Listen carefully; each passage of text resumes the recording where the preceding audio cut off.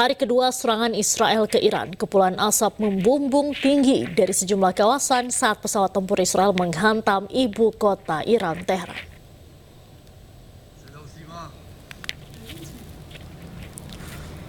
Kepulan asap tebal terlihat menjulang di atas jantung Iran, Teheran pada hari Minggu, hari kedua operasi tempur berskala besar Amerika Serikat dan Israel.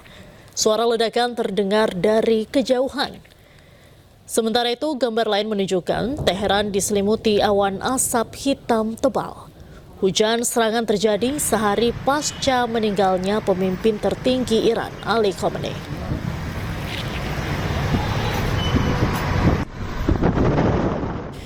Korban pertama serangan Iran ke Israel dikonfirmasi oleh petugas tanggap darurat dan polisi di Tel Aviv. Seorang wanita berusia 40 tahun meninggal dunia karena serangan rudal Iran yang menghantam permukiman. Petugas tanggap darurat Israel mengonfirmasi serangan rudal Iran telah menewaskan seorang wanita di Tel Aviv.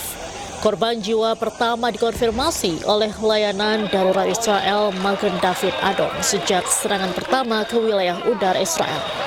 Petugas pemadam kebakaran memadamkan api yang berkobar di daerah-daerah terdampak serangan rudal Iran. Sementara petugas tanggap darurat mengevakuasi korban luka sebanyak 20 orang ke rumah sakit terdekat di Tel Aviv. Sejak serangan pertama, pihak keamanan Israel melaporkan ledakan keras di sekitar Tel Aviv, Yerusalem, dan tepi barat setelah sistem pertahanan udara Israel menembak jatuh rentetan rudal.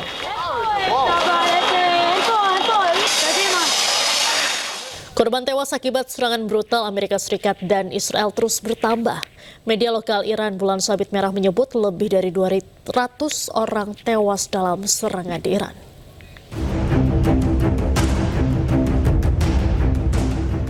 Berdasarkan data korban tewas yang dirilis Bulan Sabit Merah Sabtu malam, 201 orang dilaporkan tewas dalam operasi militer gabungan Amerika Serikat dan Israel di Iran.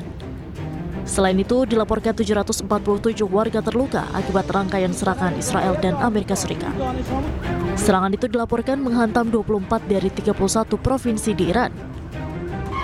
Selain menyerang militer Iran, Amerika Serikat dan Israel juga menyasar sebuah sekolah dasar putri di kota Minab, provinsi Hormozgan, Iran. Korban tewas bertambah menjadi 148 orang termasuk siswi sekolah dasar. Kemudian 95 orang dilaporkan terluka dalam insiden tersebut. Menteri Luar Negeri Iran Abbas Araghchi menyatakan bangunan yang hancur merupakan sekolah dasar untuk anak perempuan. Ia mengecam kejahatan terhadap rakyat Iran dan tidak akan membiarkannya begitu saja. Iran menyebut serangan Israel dan Amerika Serikat sebagai pelanggaran kedaulatan. Iran kemudian melancarkan serangan balasan ke sejumlah pangkalan militer Amerika Serikat di Timur Tengah. Ribuan warga di Teheran berduka atas tewasnya pemimpin tertinggi Iran Ali Khamenei dalam serangan Israel dan Amerika Serikat. Warga berkumpul memberikan penghormatan terakhir.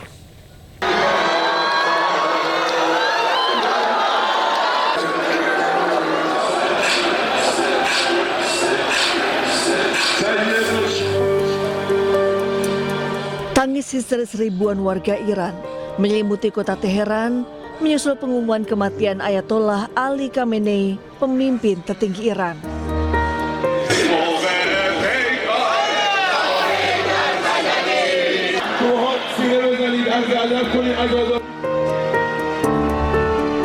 Ribuan warga Iran berkumpul untuk memberikan penghormatan terakhir kepada kepala negara dan panglima tertinggi militer Iran yang gugur dalam serangan Israel dan Amerika Serikat di Teheran pada hari Sabtu.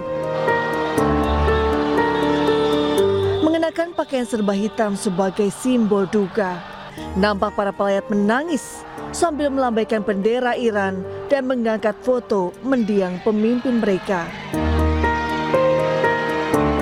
Pemerintah Iran secara resmi menetapkan masa berkabung nasional selama 40 hari dan hari libur nasional selama 7 hari menyusul tewasnya Ayatollah Ali Khamenei.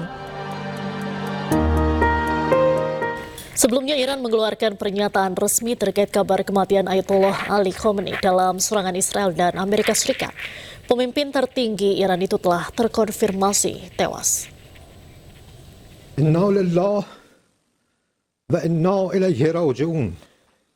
Televisi pemerintah Iran mengumumkan bahwa pemimpin tertingginya Ayatollah Ali Khamenei meninggal dalam serangan gabungan Amerika Serikat Israel di Teheran Sabtu lalu. Inna lillah wa inna ilaihi raji'un. ملت بزرگ ایران روح بلند پیشوای ملت بزرگ ایران و پیشقراول امت اسلامی حضرت امام خامنه ای با نوشیدن شهد گوارای شهادت در ماه مبارک رمضان به ملکوت اعلا پیوست. شورای عالی امنیت ملی در این زمینه بیانیه‌ای به این شهر صادر کرده است. Komando Pusat Amerika Serikat merilis video detik-detik mereka meluncurkan rudal yang menargetkan sejumlah titik di Iran. Tentara Amerika Serikat dan Israel disebut menjatuhkan 30 bom ke kompleks kediaman Ali Khamenei. Ali Khamenei yang saat kejadian berada di kantornya dilaporkan meninggal dunia akibat serangan tersebut. Anggota keluarga Khamenei juga dilaporkan ikut tewas dalam serangan tersebut, diantaranya putri, menantu, hingga cucu Khamenei. Sebelumnya, Presiden Amerika Serikat Donald Trump dan Perdana Menteri Israel Benjamin Netanyahu mengklaim tewasnya pemimpin tertinggi Iran, Ali Khamenei.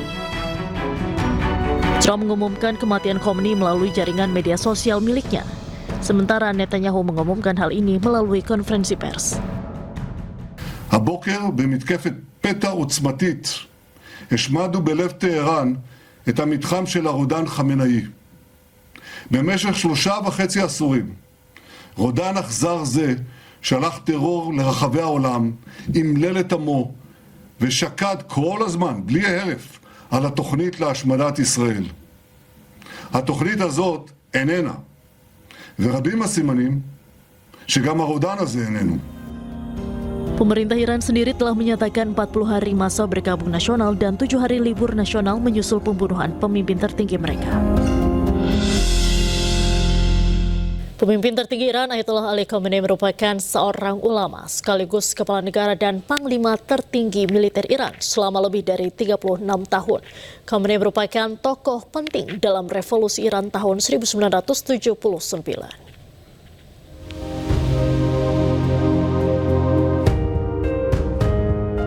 Ayatollah Ali Khamenei lahir di kota Mashhad, Iran pada 1939. Ia menggulingkan rezim Syah dan kemudian mendirikan Republik Islam pertama. Khamenei dikenal sebagai salah satu tokoh penting dalam revolusi Iran tahun 1979. Kemudian ia menjadi pemimpin tertinggi Iran sejak 1989 setelah pemimpin tertinggi sebelumnya Imam Khomeini wafat. Sebagai pemimpin tertinggi, ia juga merupakan kepala negara dan panglima tertinggi militer Iran. Ayatollah Khamenei gugur dalam serangan Amerika Serikat dan Israel pada 28 Februari 2026 di usianya yang ke-87 tahun.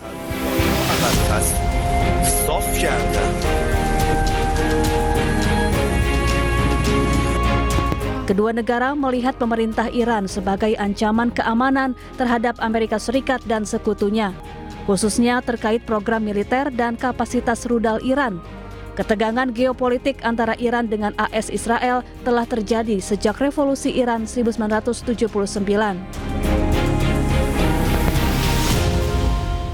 Imbas situasi di Iran, 18 penerbangan menuju Timur Tengah di Bandara Internasional Soekarno-Hatta dibatalkan. Imbas meningkatnya tensi geopolitik di kawasan Timur Tengah berdampak pada situasi penerbangan di Bandara Internasional Soekarno-Hatta, Tangerang, Banten. Hingga sore hari tercatat 18 penerbangan dibatalkan, terdiri dari 9 keberangkatan dan 9 kedatangan. Pembatalan didominasi maskapai rute Timur Tengah, diantaranya Emirates, Qatar Airways, dan Etihad Airways. Adapun rute yang terdampak meliputi Doha, Abu Dhabi, dan Dubai. Meski demikian, pihak bandara menegaskan secara umum operasional bandara tetap berjalan aman, tertib, dan lancar. Pihak bandara juga mengimbau penumpang terus memantau informasi resmi dari maskapai masing-masing.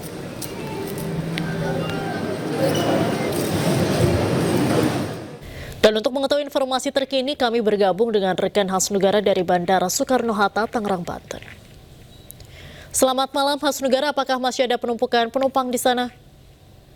Ya, selamat malam Diandra dan juga pemirsa. Dapat kami laporkan memang situasi di Terminal 3 Bandara Internasional Soekarno-Hatta pada malam hari ini pada pukul 7:16 waktu Indonesia Barat terlihat memang cukup ramai. Namun keramaian di sini bukan serta-merta karena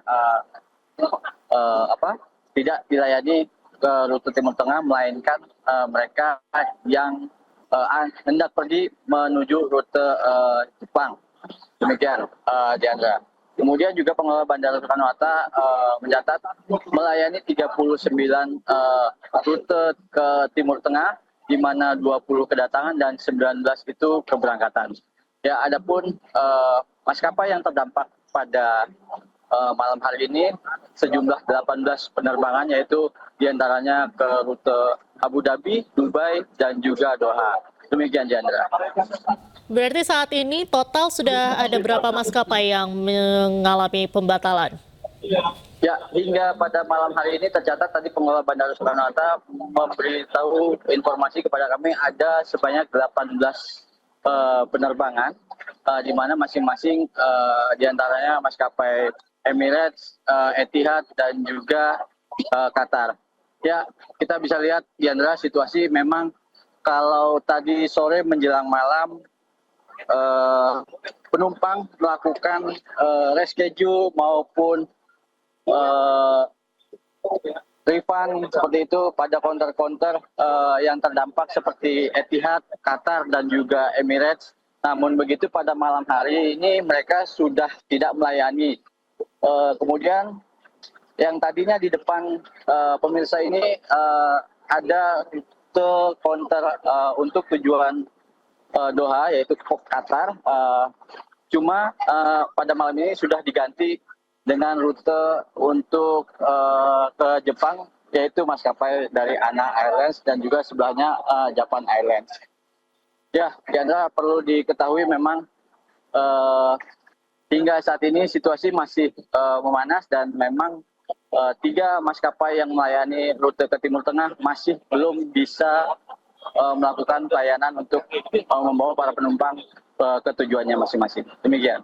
Baik, terima kasih Hasnugara atas laporan Anda langsung dari Bandara Internasional Soekarno-Hatta. Selamat malam, selamat kembali bertugas. Pemirsa, pemerintah mencermati perkembangan situasi keamanan di kawasan Timur Tengah yang semakin dinamis dan tidak menentu.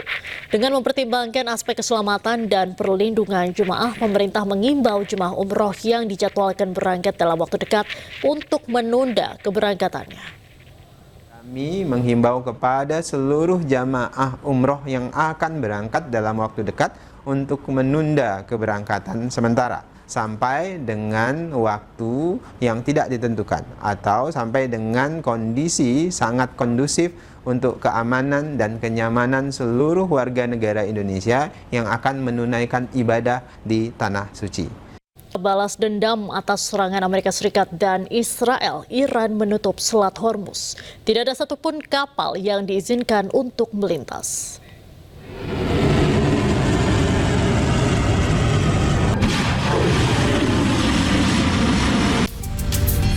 Serangan besar-besaran Amerika Serikat dan Israel sejak Sabtu siang menargetkan objek vital di Iran. Balas dendam atas serangan, Garda Revolusi Iran umumkan menutup Selat Hormuz. Tidak ada satupun kapal yang diizinkan melintasi Selat Hormuz yang menjadi jalur vital perdagangan minyak dunia yang terletak di selatan Iran. Penutupan Selat Hormuz diprediksi akan mempengaruhi harga minyak dunia. Pasalnya selat ini menghubungkan Teluk Persia dengan Laut Arab dan Samudra Hindia.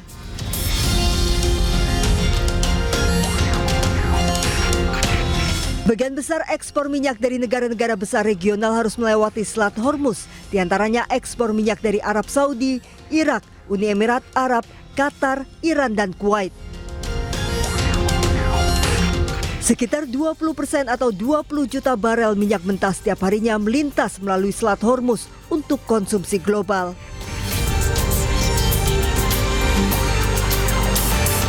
Jika konflik ini berkepanjangan, bukan tidak mungkin harga minyak akan naik seiring meningkatnya tensi geopolitik di Timur Tengah. Dewan Keamanan PBB menggelar sidang darurat menyusul serangan Israel dan Amerika Serikat ke Iran. Sekjen PBB Antonio Guterres mengutuk serangan Amerika Serikat Israel ke Iran. Sidang darurat PBB digelar atas permintaan Prancis, Bahrain, dan Kolombia, serta dipimpin oleh Inggris yang saat ini menduduki kursi Presiden Dewan Keamanan. Sementara Sekjen PBB Antonio Guterres mengutuk serangan Amerika Serikat dan Israel ke Iran. Antonio Guterres menyerukan gencatan senjata dan deeskalasi segera karena bisa memicu konflik regional yang lebih luas dan konsekuensi serius bagi warga dan stabilitas regional. Primary responsibility allowing Khamenei tewas, Timur Tengah memanas. Untuk membahas lebih dalam, kami telah terhubung dengan pakar hubungan internasional, Bapak Teguh Reza Shah. Selamat malam, Bapak Reza. Selamat malam, salam dari Bandung. Salam dari Jakarta, Bapak. Dengan meninggalnya pemimpin tertinggi Iran, Ali Khamenei, bagaimana Anda melihat eskalasi konflik ke depannya bagaimana? Sekarang Iran sedang berduka selama 40 hari ke depan. Mereka baru saja memilih seorang pengganti ya. Namanya Hassan Khomeini. Ini adalah cucu dari Ayatollah Ruhollah Khomeini. Tentunya akan ada penyesuaian ya, karena Hassan Khomeini ini sangat muda dia, lahir tahun 1972, tentunya memerlukan penyesuaian dengan para elit yang lebih senior daripada beliau sendiri. Misalnya beliau akan berhubungan dengan majelis ahli. Majelis ahli ini biasa berusia 60-an, 70-an. Kemudian presiden dan parlemen juga usianya sekitar 18 tahun dari dirinya sendiri. Kemudian berurusan juga dengan Dewan Wali, terdiri dari 6 ulama dan 6 ahli hukum. Kemudian beliau juga berkonsultasi juga dengan angkatan bersenjata. Angkatan bersenjata ini juga ada namanya Garda Revolusi, ada angkatan darat, angkatan laut, dan angkatan udara. Saya pikir ini normal. Pemimpin yang baru terpilih itu akan melakukan penyesuaian. Paling tidak penyesuaian secara pribadi. Sudah kenal akan semakin kenal. Amanah sudah diterima akan dilaksanakan secara sebaik mungkin, insya Allah. Pada saat yang sama, pemimpin ini juga harus berpikir akan dibawa kemana Iran ini. Kalau secara teori itu mengatakan pertama status quo atau reformasi. Tampaknya pemimpin yang baru ini belum memerlukan waktu penyesuaian walaupun negara sedang kritis. Tentunya nanti pada saat pengambilan keputusan, unsur-unsur pemerintah akan meminta misalnya bersikap lebih keras atau menyelesaikan program-program dari Ali Khamenei yang belum selesai. Tapi untuk itulah diperlukan kedewasaan, kematangan dari seorang Ayatollah yang baru. Kebetulan Ayatollah yang baru ini adalah cucu dari pemimpin besar Iran sebelumnya yang memerintah dari tahun 1979. Itu Ayatollah Ruhollah Khomeini. Jadi saya pikir beliau sudah memiliki bekal intelektual dari keluarganya sendiri. Cuman masalahnya adalah apa yang harus dilakukan karena negara Iran ini sedang susah sekarang. Misalnya energi kemungkinan terbatas, kemudian sumber-sumber keuangan terbatas. Kemudian pada saat yang sama prajurit-prajurit barangkali berpikir sekaranglah waktunya, momentumnya untuk menyerang Israel dengan lebih dalam. Kemudian juga sekaranglah waktunya mengirimkan peluru kendali yang di atas 10 Mach untuk menyerang basis-basis Amerika Serikat ataupun menyerang kapal-kapal induk Amerika Serikat yang sedang parkir di daerah Timur Tengah. Misalnya ini adalah hal yang mungkin, cuman masalahnya adalah beliau hendaknya mengedepankan kenegarawanan beliau. Dalam kondisi seperti ini sudah tidak masanya mengedepankan ambisi siapapun juga di Iran. Tidak boleh mengedepankan ambisi, kemudian pengalaman berdasarkan kesejarahan, tidak boleh lagi mengedepankan harapan-harapan pribadi, tidak ada. Yang ada sekarang adalah negara sedang berada pada posisi sulit, semua hendaknya berkoordinasi mengedepankan sisi kenegarawan masing-masing. Dan saya perhatikan ini perang masih berlangsung. Saya perhatikan kalau terakhir perang melawan Israel itu berlangsung 12 hari, maka ini baru 2-3 hari. Maka saya perhatikan Iran harus benar-benar menyimpan energi mereka. Tapi tentunya elit-elit Iran jangan hanya berpikir tentang urusan-urusan militer. Ini perang total ini harus juga dimenangkan secara Tadi dikatakan bahwa Sekjen PBB sedang mempersiapkan mekanisme sidang darurat, betul, dan diawaki oleh Perancis, Bahrain, dan juga Kolombia, dan nanti diproses di dalam oleh Inggris. Baik, cuman kan ini terasa sekali terlambat begitu. Kalau kita dari Indonesia sudah meminta hal ini sejak sebulan lalu. Presiden kita yang ke-6 Bapak Susilo Bambang Yudhoyono sudah memprediksi hal ini akan terjadi. Beliau mengatakannya, mempelajarinya dari sejarah Perang Dunia I, Perang Dunia Kedua, kemudian kelangkaan energi, kemudian juga selanjutnya adalah kebiasaan para pemimpin-pemimpin yang suka mengambil keputusan tidak berdasarkan hukum. Dan juga Iran sebenarnya sudah menyurati, Duta Besar Iran di PBB sudah menyurati Sekjen PBB bahwa ada potensi negaranya diserang. Tapi ternyata entah mengapa Sekjen PBB-nya terlambat mengorganisir yang namanya sidang darurat Dewan Keamanan PBB. Jadi inilah yang terjadi. Semoga Iran bisa berkonsultasi untuk sidang darurat ini, dan untuk itu menggalang suara, menggalang kepercayaan dari negara-negara baik itu anggota tetap maupun anggota tidak tetap. Karena posisinya adalah Iran berada pada posisi yang diserang, dan dia diserang itu merupakan pelanggaran bagi hukum internasional pada pasal 2 ayat 4 dari Piagam Perserikatan Bangsa-Bangsa, dan Iran selama ini melakukan pembalasan, melakukan hak untuk mempertahankan diri berdasarkan pasal 51 dari Piagam Perserikatan Bangsa-Bangsa itu sendiri. Jadi ini yang harus diyakinkan kepada dunia. Baik, Pak Reza, Iran menyampaikan atau menyatakan penutupan Selat Hormuz. Ini kan akan berdampak terhadap harga minyak dunia juga. Gimana dampaknya ke Indonesia? Disinilah terasa sekali ya bahwa ketergantungan kita pada sumber-sumber yang jauh itu berdampak sangat besar sekali. Banyak analisis yang mengatakan BBM kita akan semakin sulit, dan kalaupun ada, harganya itu akan meningkat sekitar 20%.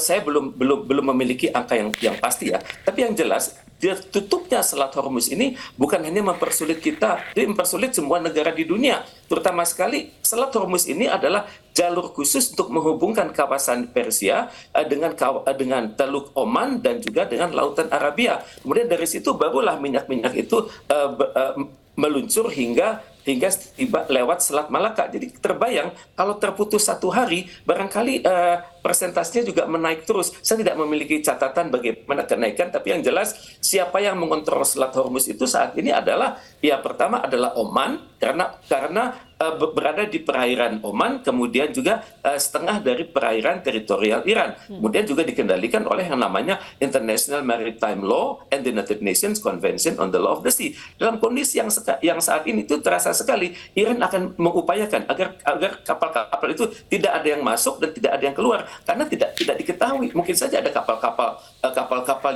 yang bermuatan perangkat-perangkat intelijen, tapi dari luar terlihat seperti kapal kargo dan sebagainya. Maka untuk itu situasi sedang tidak terkendali. Maka saya sangat berharap pertemuan sidang darurat Dewan Keamanan PBB ini dapat memberikan jalan tengah, karena kalau sudah Hormuz terkunci, maka wilayah-wilayah sekitarnya juga akan terancam. Caspian Sea juga semakin bermasalah, Persian Gulf juga bermasalah, juga Gulf of Oman itu sendiri juga akan menjadi masalah, karena kapal-kapal tersebut tentunya sudah sangat mahal. Mereka berdiam satu hari saja, itu biaya asuransinya mahal, kemudian awak kapalnya juga mahal, kemudian kapal itu juga harus dipanaskan, air condition harus dipanaskan. Jadi pada saat yang mereka ingin mendapatkan BBM-nya, pangkalan-pangkalan BBM sudah luluh lantak oleh peluru kendali. Jadi ini adalah kondisi-kondisi yang sangat dipikirkan, dan untuk itu ya normal kalau harga minyak akan naik, dan tentunya bagi kita di Indonesia tentunya ini merupakan suatu pukulan besar, karena Indonesia bukanlah negara eksporter lagi, kita adalah negara net importer dari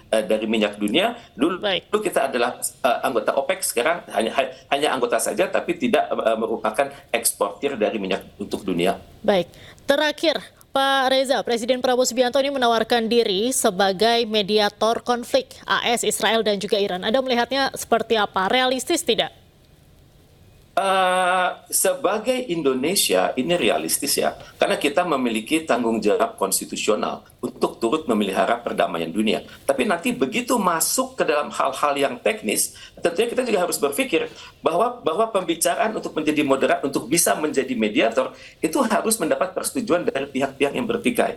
Masalahnya sekarang yang bertiga adalah apakah Amerika Serikat sendiri melawan Iran atau Amerika Serikat bersama Israel melawan Iran. Dan untuk itu kan kita harus memiliki data yang sangat bagus. Dan untuk itu kita harus hendaknya melakukan pendekatan kepada Iran bahwa Indonesia benar-benar pertama kita mendapat amanah untuk dari konstitusi untuk turut memelihara perdamaian dunia. Di pada saat yang sama kondisi seperti sekarang untuk perdamaian itu menuntut banyak toleransi dari semua pihak. Maka Indonesia harus berjuang keras untuk mendapatkan amanah dari Iran dan juga amanah dari Amerika Serikat. Kemungkinan besar Iran akan berkata, bisakah Anda membuktikan diri bahwa Anda benar-benar amanah karena Anda merupakan anggota juga di Board of Peace. Mungkin disitulah perlunya Presiden Prabowo Subianto menjelaskan bahwa masuknya Indonesia ke dalam Board of Peace itu bukan adalah tarikan dari siapapun, tapi kemauan Indonesia sendiri untuk benar-benar memperjuangkan nasib Palestina di dalam Board of Peace dan juga di dalam Dewan Keamanan PBB. Dan untuk itu saya sangat berharap tim delegasi Indonesia itu sangat kuat, bisa berbahasa Parsi, bisa berbahasa Arab, dan tentu saja bahasa Inggris, dan semua pertemuan itu terdokumentasi dengan baik untuk Indonesia. Baik, terima kasih Bapak Teguh Reza Shah sudah bergabung bersama kami di iNewsroom malam hari ini. Bapak, selamat malam, salam sehat selalu. Terima kasih. Pemirsa, Perdana Menteri Israel mengajak warga Iran turun ke jalan menuntaskan tugas mereka untuk meruntuhkan rezim. Menurutnya, serangan Israel dan Amerika ke Iran membawa warga Iran menuju perdamaian sejati. אנחנו ניצור את התנאים לעם האיראני האמיץ לשחרר את עצמו מכבלי הרודנות. ולכן אני שוב פונה אליכם, אזרחי איראן. אל תחמיצו את ההזדמנות. זו הזדמנות של פעם בדור. אל תשבו בחיבוק ידיים, כי בקרוב יגיע הרגע שלכם, הרגע שבו תידרשו לצאת לרחובות בהמוניכם, לצאת לרחובות כדי להשלים את המלאכה, להפיל את משטר הזוועות. Warga panik pasca ketegangan Israel dan Iran meningkat. Sejumlah warga panik mengisi bahan bakar kendaraan mereka, bahkan ada yang segera ingin meninggalkan negara tersebut.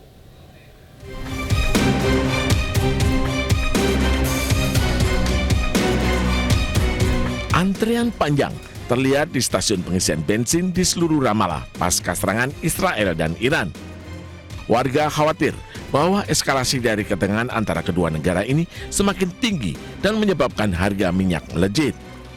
Para pengendara rela mengantri berjam-jam demi mendapatkan bahan bakar untuk kendaraan mereka.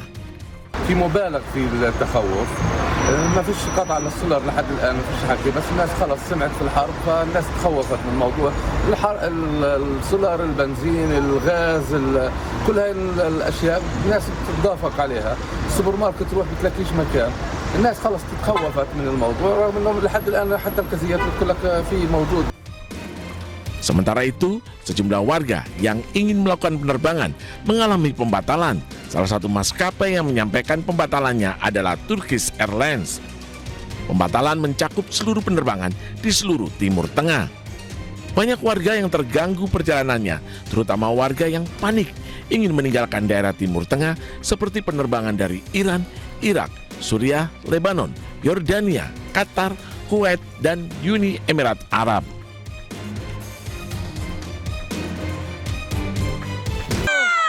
Maling anjing, maling anjing ya Allah, sedihnya. Amarah warga tak terbendung usai melihat pencuri yang gagal kabur. Kaca mobil dipecahkan dan badan kendaraan dirusak massa. Saat diperiksa di dalam bagasi mobil ditemukan seekor anjing milik warga dengan kondisi tak bernyawa. Awas, bawa ke belakang Kak, ke belakang. Aduh. Diduga anjing tersebut telah diracun sebelum dibawa kabur.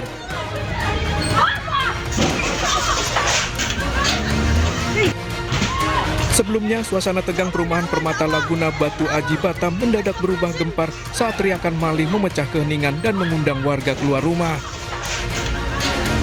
Dalam rekaman video amatir terlihat sebuah mobil melaju mundur dengan kecepatan tinggi di jalan sempit perumahan. Pengemudinya diduga panik usai aksinya mencuri seekor anjing dipergoki pemiliknya. Upaya melarikan diri berakhir naas setelah mobil menabrak kendaraan milik warga dan pot bunga di tepi jalan. Iya, gara-gara mungkin dia udah apa kan, mau kabur tak bisa kan Bu. Akhirnya tuh mundur. Mundurnya itu apa yang ada di belakangnya itu habis ditabraknya itu. Untuk penyelidikan lebih lanjut, 4 pelaku ditahan di Mapolsek Batu Aji Batam. Dari Batam, Kepulauan Riau, Gusti Yunosa, iNews melaporkan. Warga Kabupaten Gianyar, Bali digegerkan potongan tubuh di Pantai Ketewel, Bali diduga korban mutilasi. Polda Bali kini tengah dalami keterkaitan temuan potongan tubuh dengan laporan hilangnya seorang WNA.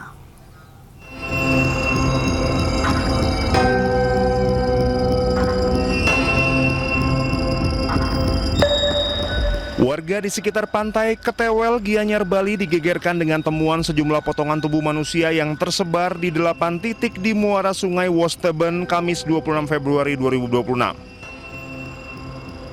Usai mendapat laporan warga terkait penemuan potongan kepala manusia, tim Inafis Polres Gianyar dan Polda Bali melakukan olah tempat kejadian perkara beserta penyisiran menyeluruh di sepanjang pesisir Pantai Ketewel. Dari hasil penyisiran, polisi kembali menemukan sejumlah potongan tubuh lainnya dalam kondisi telah membusuk di lokasi.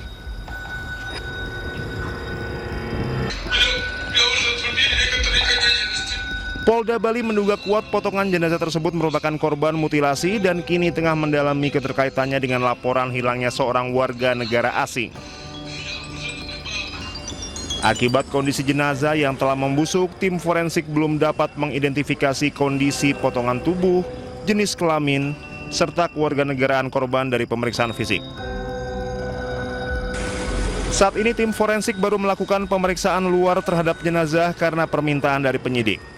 Tim forensik masih menunggu permintaan lanjutan dari pihak kepolisian untuk autopsi atau tes DNA. Dari Gianyar, Bali, tim Liputan iNews melaporkan. Seorang anggota TNI di Pariaman, Sumatera Barat tewas diduga akibat tindak kekerasan fisik saat orientasi di KRI Kujang 642 Kepulauan Riau oleh seniornya. Korban mengalami luka lebam di bagian punggung.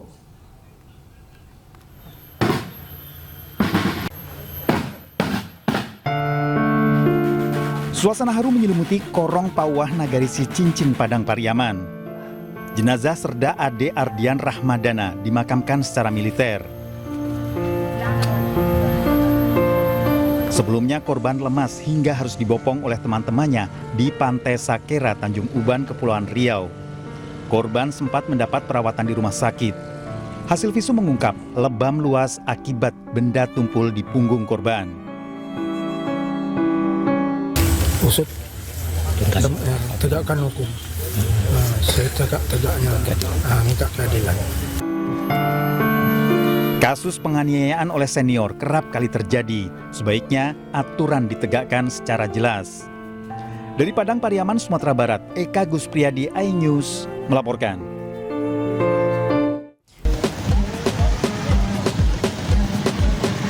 Sore menjelang waktu berbuka, arus lalu lintas di Jalan Karya di Semarang cukup padat dan sedikit melambat.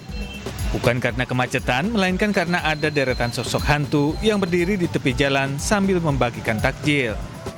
Di bulan Ramadan ini, kuntilanak dan genderuwo justru berbuat baik dan tampil bersahabat. Tentu saja dua sosok ini bukan hantu sesungguhnya, namun mereka adalah anak muda dari komunitas Semarangker atau Semarang Angker yang menggelar aksi sosial. Ketua komunitas Semarangker mengatakan pihaknya berkolaborasi dengan sebuah restoran soto ayam membagikan sekitar 400 paket takjil. Ya, masyarakat pengguna jalan yang berada di Jalan Karya di sini biar bisa untuk untuk persiapan buka puasa. Komunitas Semarangker dikenal karena aktivitasnya yang kerap menjelajahi lokasi-lokasi angker di kota Semarang. Dari Semarang, Jawa Tengah, Doni Mahendra, iNews melaporkan. Pertama kali hadir di Indonesia, sebuah masjid di Depok, Jawa Barat membuat absen digital untuk anak-anak yang melaksanakan sholat tarawih. Panitia juga menyediakan hadiah robot bagi anak-anak yang melaksanakan sholat tarawih selama 1 bulan penuh. Dan pemirsa, informasi yang akan hadir ini sekaligus menutup iNewsroom hari ini. Temukan informasi-informasi terbaru lainnya di www.inews.id. Cuplikan tayangan berita iNews dapat Anda saksikan di kanal YouTube @official iNews. Dan sesaat lagi Anda akan menyaksikan program iNews Malam bersama rekan saya Kevin Pakan. Saya Diandra Mukni pamit undur diri, terima kasih. Sampai jumpa.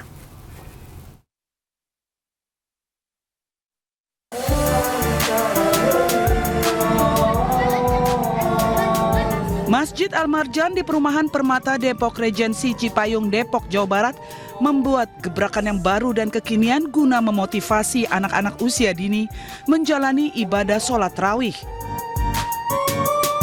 Sistem absen digital jika dilaksanakan penuh selama 30 hari, anak-anak yang full melaksanakan sholat tarawih akan mendapatkan beberapa hadiah, diantaranya robot, baju, dan gantungan kunci yang ia inginkan.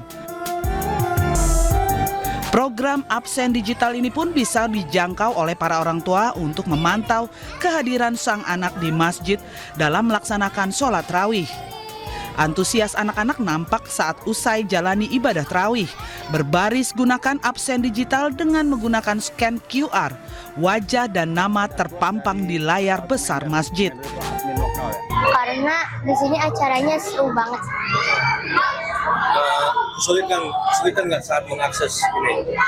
Kalau di sini sih mudah banget sih, nggak ada kendala sama sekali. Nggak ada kendala ya? Tapi ketika absen robot sudah mulai tahun kemarin, Masya Allah, mereka tidak mau ketinggalan tarawih. Bahkan mudiknya nanti aja supaya nggak ketinggalan sama tarawih di sini, demi absen robotnya juga. Sejak adanya program absen digital sholat tarawih dapat meningkatkan minat anak-anak hingga remaja mengikuti sholat tarawih di Masjid Al-Marjan. Kini program absen digital telah diikuti oleh 12 masjid dan musola lainnya yang berada di Kota Depok, di Yogyakarta, dan Tasikmalaya. Jadi untuk tahun ini sudah 12 masjid yang tergabung dalam program STAM dan SET aplikasi ini. Jumlah total dari Warrior itu sampai kurang lebih 880 anak. Udah mencapai target kita 1000. Ini juga melibatkan dari tim admin juga. Admin kita dari seluruh total itu ada 179 admin. Jadi total yang untuk pengguna aplikasi ini sudah hampir 1000. Alhamdulillah target kita tercapai. Gitu. Diharapkan program ini dapat dilakukan oleh setiap masjid.